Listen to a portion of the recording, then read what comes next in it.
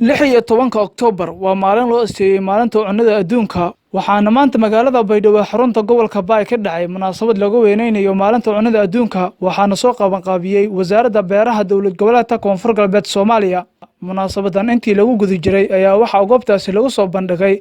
dalagyo kala duwan ee ka baxa deegaanada Koonfur Galbeed intii ay socotay munaasabadan ayaa waxa ka soo qayb galay wasiiro xildhibaano odayaasha dhaqanka iyo marti sharaf kale sidoo kale waxa ka soo qayb galay dhalinyaro ka socota ururada kala duwan ee deegaanada Koonfur Galbeed intii lagu guda jiray xusidda maalinta cunnada adduunka ayaa waxa goobtaasi ka hadlay qaar ka tirsan odayaasha dhaqanka deegaanada Koonfur Galbeed beeraha dalka sababtoo ah annaga waxaan ku tiirsanahay kuwa beeraha iyo xoolaha deegaankeena wuxuu hodan ku yahay beero iyo xoolo haddii intaas la dhiirigeliyo waxaan hubaal ah in bulshadan mardama aysan barakici doonin abaaraha iyo wax soo noqnoqdane insha Allah laga bogsoo doono haddii si qoto dheer loo dhiirigeliyo iskaashatooyinka beeraha iyo xoololeyda wasaaradda waan u mahadnaqaynaa inay noo soo abaabusho xalfadan laakiin waxaan rabnaa inaan ku dhiirigelino ka dhaqan ahaan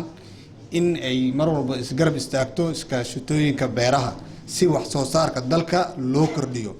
waxaan ognahay in bulshadeena abeen rafaad iyo dhibaato iyo si ilaahay loo yaga sheeynaa walaal ka taabo hayaan beerna ma in baahanta dawlad in baahanta beer dawlad in baahanta dawladda Koonfur Galbeed iyo inta ka sarreeyay wasaaradda beero federaalka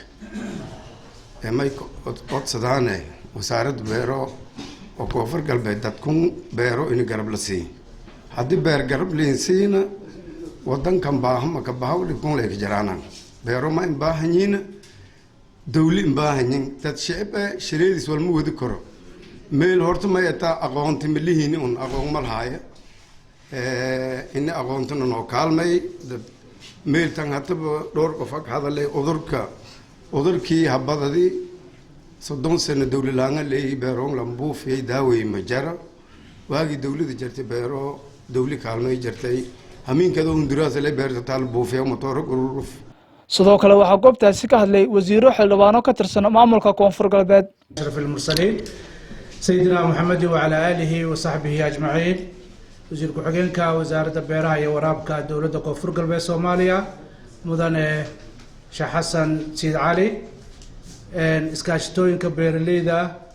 maamulka degmada Baydhabo malaaqyada agaasimayaasha guud ee wasaaradaha kala duwan ee barnaamijka qayb galay iyo marti sharafta wasiin salaam assalaamu alaykum wa rahmatullahi wa barakatuh runtii geek marna markii weelar kore maalin weyn waaye guud ahaan caalamka kuwiin in email maalinta cuntada adduunka maalintan macno badan ka fadhiyada ma isku biina magaaga maalinta cuntada adduunka ma isku biina way jaray sababo kooy qasabay in la magacaabo maalintan international ka hadda way suubiyay marka maalin walba munaasabada la qabado way sheegay sababo la qabadi munaasabadaas in yeeta wallahi mar ama dhibaatooyin dhii ama walyaalo badan oo meelaayso la fado in la xakaran la xuso si mardaman ka dheena maalintan runtii way waa marka cunto leera way waa wali la ama u dhangaan iska jaraan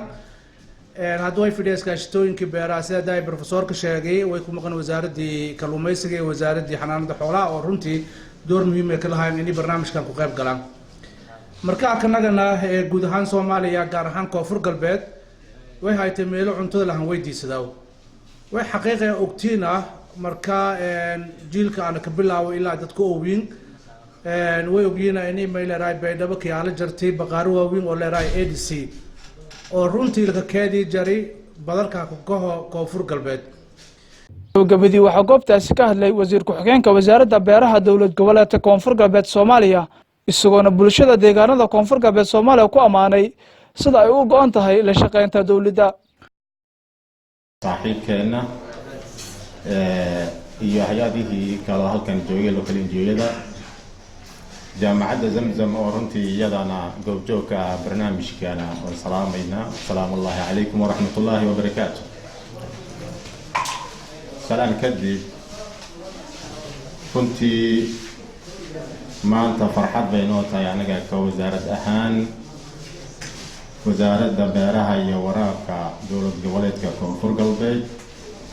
inaad nagala soo qayb gashaan maalinta cuntada adduunka oo aan maanta noo suurto gashay inaan ku qabano xuskeeda caasimadda kumeel gaarka ee Baydhabo runtii muhiimad gaar bay noo tahay aadna waa idinkaga mahadcelinaynaa sida aad nooga ajiibteen intaa kadib runtii marka laga hadlayo maalinta cuntada adduunka waxaa horta su'aal ka taagan maalinta cuntada adduunka maxay ku astaysan tahay waxaan rabnaa marka inaan dul istaagno hal iyo labo wasaarad ahaan wasaaradda beeraha iyo waraabka dowlad goboleedka Koonfur Galbeed Soomaaliya maalinta cuntada adduunka waa maalin dunida oo dhan laga xuso waa maalin runtii la isku dhaafsado fariimo ku aadan kobaca cuntada adduunka iyo hoos u dhaca cuntada adduunka taasa waxaa lagu miisaamaa sanad kastaba in haddii uu jiro horumar iyo wax soo saar fiican dhinaca cuntada sababaha keena in la sii dhiirigeliyo haddii ay jirto hoos u dhac dhinaca cuntada adduunka laga isticmaalana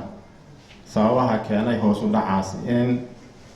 runtii la iska saxo oo la iska loo guntado sidii markaa loo heli lahaa cunto ku filan annaga ka dowlad ahaan dowlad goboleedka Koonfur Galbeed Soomaaliya wasaaraddeena beeraha runtii iyadoo oo ka duulayso tan intaan xafiiska nimid waxaan sameynay runtii daraasad ku aadan maadaama shacabka reer Koonfur Galbeed ee annaga waan u joogno xafiiska wasaaradda beeraha iyo waraabka deegaanadeedana ay yihiin 80% dhul beereed dadkeeduna ay yihiin dad 90% beeraley iyo xoololey baa daraasaddeena runtii waxay ku aadanayd sidii loo heli lahaa beeraleyda casriga maanta joogta ee dunida cuntada ka soo saarto iyo beeraleyda maanta Koonfur Galbeed ama guud ahaan Soomaaliya khaasatan deegaanada Koonfur Galbeed loo gaarsiin lahaa horumar ku aadan in la helo beeraley ku fikir ah ku wax soo saar ah beeraleyda kale ee dunida waxaan noo soo baxday markaa caqabado badan inay taagan yihiin caqabadaha taagan oo maanta beeraleyda ku dhacday waxaa weeye hoos u dhac runtii oo dhinaca wax soo saarka sabab u noqday dhowr arrimood daraasaddan ku sheegi doonaa aan soo sameynay runtii beeraleyda calaado soo noqnoqdayna sabab ay u noqdeen awaaro iyagana soo noqnoqdayna sabab ay u noqotay in hoos u dhac badan uu ku yimaado wax soo saarkii dalagii beeraha sidoo kale in beeraleyda ay helaan haddii beertii shalay ninka uu ku kalsoonaa oo wax ka soo saari jiray ay awaariyo calaadi ka soo saartay inuu soo barakaco uu soo beegsado deegaanada markaa uu dhigi karo waxaad ka heli kartaa noloshaadii caadiga ahayd taasoo iyadana noqotay awaar kale oo ma dhamaata ah waxay ku noqotay qofkii beeraleyda ahaa historigiisii inuu iloobo waxay ku noqotay ninka beeraleyda ahaa in runtii uu iska iloobaba taasna ay keento dhulkii la tacbi jiray ama la beeri jiray 30% maanta inuu noqdo dhul aan la beerin oo duur ah halkaas miisaanka dhabtaan ka ogaanay 16 Oktoobar ayaa ah maalinta cunada adduunka waxaanu guud ahaanba lagu xusaa gobolada kala duwan ee geyga Soomaaliyeed Ibrahim Macalimow raadiyaha TV-ga Galmudug magaalada Baydhabo Janaac